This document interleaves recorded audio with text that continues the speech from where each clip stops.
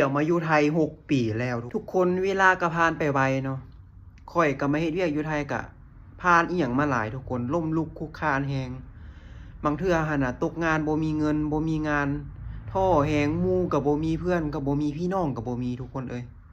ท้อบางเทื่อน่ะแบบบ่ถึงว่าน้ำตามันสิบ่ไหลนะแต่ทางในมันซึมทุกคนเนาะเฮาเนี่ยแบบ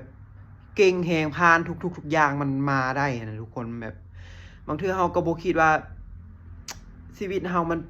มาเจอแบบนี้ได้จังได๋หันน่ะ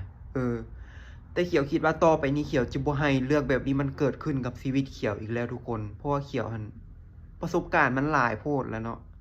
มันหลายเกินแล้วทุกคนเฮาบ่อยากให้เหตุการณ์แบบว่าบ่มีเงินบ่มีงานเกิดขึ้นกับตัวเองเฮาต้องแบ่งเก็บแบ่งใช้ทุกคนนะเจอมาทุกรูปแบบอยู่ประเทศไทยนี่เจอมาทุกรูปแบบนายจ้างแบบใดเพื่อนร่วมงานแบบใดเจอมาเบิดทุกคน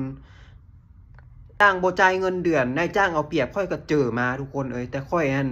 บ่เว้าบ่เคยเรื่องแบบนี้ให้แม่ตัวเองฟังย้อนหยังเฮาคิดว่าเป็ดไปมันก็คือสิบ่มีประโยชน์หยังเพราะว่าเฮา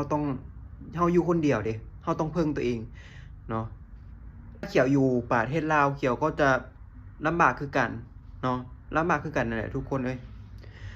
แต่ก็ไทยก็ดีแล้วเนาะดีกว่าอยู่ลาวหลายอย่างเนาะเขียวก็ขอขอบคุณประเทศไทยแผ่นดินไทยที่ให้โอกาสเขียว